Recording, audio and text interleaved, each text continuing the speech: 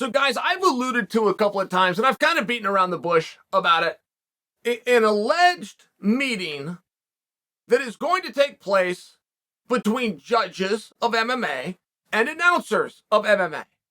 And I've been very passive aggressive to tell you guys I don't think that meeting should take place. I've been very light on it. I've danced because I might be one of the people that's asked to go into this meeting. I'm certainly not going to go in there rude.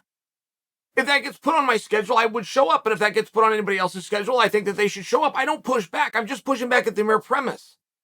First off, what would the point of that be? Let's just start with that. Is it so that the announcers that are broadcasting can make a better show? If it doesn't have to do with that, I'm going to question right off from Jump Street, what are we doing here? If it's not to do a better show, is it to do a more accurate show? Okay, great. And those two things aren't always the same. But fair is fair. And if you want to smart up the announcers that are speaking against the judges, so you want to get the judges together, okay. We don't have a problem yet. The problem is if it's the judges or the officials that are coming into the room with the announcers to get everybody on the same page, right there, wrong. It is not the judges or the officials' set of rules. That came from the executive director. So if the executive director is to inform the judges, officials, referees, what have you, but the executive director is then removed and you now have the officials and the judges that influence the announcers, we're not on the same page. At least we're not on the correct page, which is the executive director's page who has been removed from the meeting. It's very strange for me conceptually. And I have beat around the bush, and I have been very passive-aggressive about this. But now Dominic Cruz has come out and has talked openly that this meeting is supposed to happen. Daniel Cormier passive-aggressively went through something known as Twitter over the weekend and said that he was looking forward to this meeting because he was looking forward to going to school. Why would Daniel have to be going to school? Why would Daniel have to be the one that's getting smartened up? Aren't we already approaching it from the wrong foot? If Daniel Cormier is going to this meeting and he's approaching it from the I am wrong, you tell me, are we not any more equals here? Daniel Cormier, who has been there and done that, would seem to me has just as much to offer the officials and the referee, who, by the way, it's not their set of rules. It's their interpretation of the executive director, who conveniently is not part of the meeting. That's weird. Now, a number of people have said, silly. It's very silly when they say, to judge MMA, you should have had to have done MMA. It's a very silly statement to an objective person like myself. I'm just sitting back going, where else on earth would that be true? Would the judge who's looking at an accused criminal for bank robbery, like, would the judge, to be objective and to be fair, would the judge at one point in his life had to have robbed a bank or had to have been accused of robbing the bank? See where it gets ridiculous? The doctor doing open heart surgery at one point in his life, for him to be effective, would have he needed to have had open heart surgery? I mean, do you see where this whole thing gets to be really ridiculous? Now, you are open to interpretation, and then you can always have your conversation back and forth, and we're never going to settle it. It's never going to go away.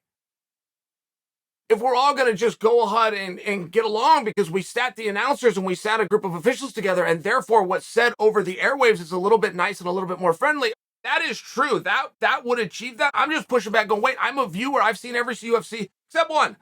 I missed one. Matt Hughes fought Carlos Newton Part 2. Never saw. Only UFC that I've ever missed. Possibly the only MMA that I've ever missed. But in all fairness, for right now in present time, there isn't a big pushback amongst the officials and the commentaries as is. There is not a huge pushback whatsoever. This is not some battle. I do feel that the announcers at times are making mistakes of sharing unofficial scorecards. I think it's a mistake.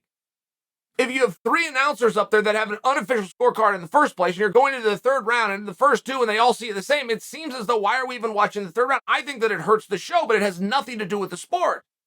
That is purely from a production standpoint, and that's purely an opinion of me. So at the end of the night, if the third round does go round and the judges all have it wrong, now they've got to either admit, oh my gosh, I had it wrong, or they have to push back at the other people that saw it the other way, which are the judges. So now you've just got human nature. So what? So you want to solve this entire problem? Quit having the announcers give their unofficial opinions. That would solve the entire problem. Now, if you think that that hurts from the show and you think that they should be able to do that, then we can have that conversation too. There isn't a make-believe scenario where the judges and the announcers are at odds right now. That is not true. The Holly Holm fight, just by example, was very close. It was hard to judge. The judges themselves did not agree with one another, which is why it was a split decision. It was very fair. It was very appropriate. If there's anything that will piss people off, this is from promoters to handicappers to fans to announcers, everybody alike, is when you have a decision that is flathead scratching and absolutely nothing happens. That part is a little bit frustrating, where all you got to do is get the people in the back. Hey, we're going to review this. We're going to have a talk. As a matter of fact, we did. We watched it. We had a hearing. Whatever it could be that just shows that there's some type of a justification and or a learning experience. And I'm going back 25 years. The only thing that has ever upset anybody ever is in the event that you have ones that are very obvious in one direction, they go the other way, and there's no review. That's the only thing that's ever upset anybody.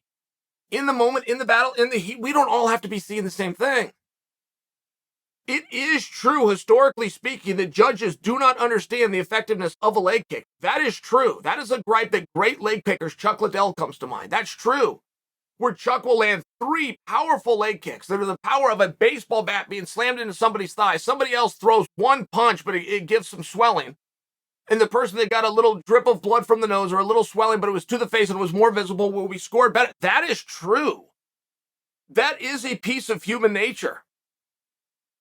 But to make believe that a judge has to be represented in some regard, or had to have some kind of a history or some kind of a background in order to follow the administrative rules, of which are very clear, that's not true.